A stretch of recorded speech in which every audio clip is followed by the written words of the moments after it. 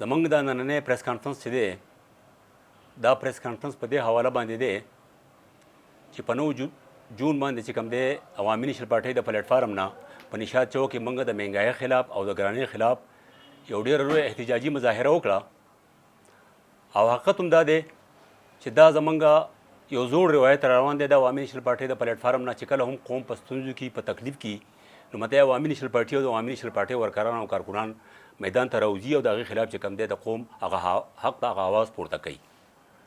نو د 9 جون دا پروګرام چې دی دا هم موږ ته د پارټۍ د مشرانو طرف نه دا یو هدایت و چې یاره د ګرانۍ خلاف چې کوم دی چې نن دا قوم په کوم مشکل کې نښتی دی د دې مشکل نه د ویستو دپاره او د دې قوم د اواز چې کوم دی د بالا ایوانونو ته د رسولو دپاره مطلب دا احتجاج ریکارډ کول غواړي. په هغه حواله باندې زموږ په نشاط چوک کې جلسه وشوه. حقیقت دا دی چې یو ډېره کامیابه جلسه وه، ډېره کامیابه احتجاجي مظاهره وشوه او یوازې دا نه چې په سوات کې وشو خو په ټولو صوبه کې وشوه. خو د بدقسمتۍ نه نن په دې ملک باندې داسې یو مطلب حکومت او داسې خلک مسلط شوي دي چې هغوی د دې قوم نه د هغوی هغه جمهوري ازادي چې کوم دی هم اخیسته غواړي چې دا قوم چې کوم دی مطلب په کومو تکلیفونو کې دی او دا قوم چې کوم دی د دې د اواز چې کوم دی ونه رسي او دا قوم چې کوم دی دغه نه شي. نو موږ خو مخکې خوشقسمتي ګڼله خو زما په خیال دا زموږ د دې سوات بدقسمتي ده چې زموږ وزیر اعلی چې کوم دی زموږ د سوات نه دی هغه چې کله دا محسوس کړه چې موږ ته دا خطر ده نو زموږ د پارټۍ د مشرانو نه چې په هغې کې زموږ مطلب د سوات چې کوم دی زموږ د ضلع صدر ایوب خان، زموږ د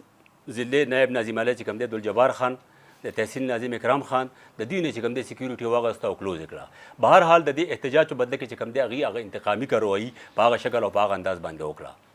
خو که زما خیال دی د دې دا خیالي چې عوامي نیشنل پارټي به د دې نه مطلب په دې خبرو باندې راوګرځي نو دا د دې خام خیالي ده. بل حقیقت خبر دا ده چې که د دهشتګردۍ په حواله باندې تاسو وګورئ نو د ایوب خان او د ایوب خان د کورنۍ د خان لالا او د خان لالا د کورنۍ چې کوم دی په دهشتګردۍ کې چې کوم دی ډېره لویه قربانۍ دی نه مطلب په دې خبرو باندې راوګرځي نو دا د دې خام خیالي ده. بل حقیقت خبر دا ده چې که د دهشتګردۍ په حواله باندې تاسو وګورئ نو د ایوب خان او د ایوب خان د کورنۍ د خان لالا او د خان لالا د کورنۍ چې کوم دی په دهشتګردۍ کې چې کوم دی ډېره لویه قربانۍ هغوی ورکړي دي. د هغې ورونه چې کوم دی شهیدان شوي دي، د ایوب خان دوه ورونه شهیدان شوي دي، خان لالا په خپله زخمي شوی، عبدالجبار خان په خپله په هغې زخمي شوی او د هغوی کورونه وران شوي دي. اوس هم چې کوم دی د دهشتګردۍ هغه همخیال خلک د هغې هغه همدرد خلک د هغې هغه ماحول چې کوم دی اوس هم مهیا دی او په دې حالاتو کې چې کوم دی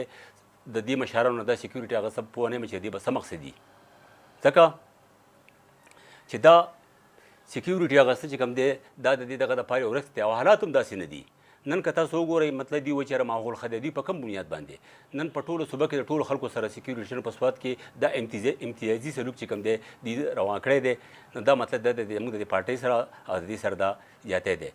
نن په باجوړ کې چې کوم دی زموږ د عوامي نیشنل پارټۍ په ملګرو باندې چې کوم دی دماکه شوې ده نو که سبا مکه خدای مکه موږ دوی له دا یو وارنینګ ورکوو د دې پریس کانفرنس په ذریعه باندې چې کوم موږ صوبایي حکومت له دا وارنینګ ورکوو چې په 15 ورځو کې د دننه چې کوم دی مطلب دوی ته سیکیورټي واپس کړي او که دوی سیکیورټي واپس نه کړه نو بیا مطلب دا دی زموږ د دې سیکیورټي هېڅ قسمه ضرورت نشته. زموږ د عوامي نیشنل پارټۍ ننګیالي د ورکران او کارکنان موږ د خپلو مشرانو حفاظت په خپلو لاسو باندې او په خپل وجود کولی شو. خو به هر حال زما په خیال په هغې کې به بیا د انتظامیې ته د صوبایي حکومت ته یو مسله راپېښېږي چې زموږ ملګري به خپل ټوپک رالي خپله تماچه به رالي او د خپلو د مشرانو د حفاظت لپاره به چې کوم دی د هغوی څنګ په څنګ باندې ولاړي او بیا به دا انتظامیه چې کوم دی په چیک پوسټونو باندې زموږ ملګري چې کوم دی تنګوي چې یاره مطلب دی دا دې سره تا سره لایسنس نشته تا سره پرمټ نشته دا نشته دا نشته. نو زما په خیال په کار دا ده چې په دې باندې زر تر زر دوی غور وکړي او مطلب دا سیکیورټي چې کوم دی د دې نه اخیسته شوې ده مطلب دا واپس شي ځکه چې دا زموږ د دې مشرانو ضرورت دی او مطلب د دې وخت او د حالاتو د ضرورت دی. خو که نه وه نو بیا زموږ سره دویم اپشن دا ده چې بیا به موږ خپل ملګري ټوپک رالو د خپلو مشرانو حفاظت به په خپله باندې کوو. ټول ورکران چې دي تاسو کتلي دي چې په هغې حالاتو کې قربانیانې د پاک فوج سره او د پولیس سره هغه عوامي نیشنل پارټۍ ملګرو ورکړي دي. نو زموږ ملګري شهیدان شوي دي په دې وجه زموږ مشرانو ته تھریټس هم دي هغوی ته مسلې هم دي. د دغه دپاره موږ دا وایو چې که دا سیکیورټي دې ته واپس نه شوه او دې ته څه قسم نقصان ورسېدو نو د دې ذمه دار چې دی نو هغه به د صوبه خیبر پښتونخوا وزیر اعلی او د دې صوبې چیف سیکرټري د دغه دپاره موږ دا وایو که په دې هفته کې دننه دې ته دا سیکیورټي میلاو نه شوه نو بیا به موږ په روډونو هم راځو احتجاج به هم کوو او که څه قسم نقصان وشو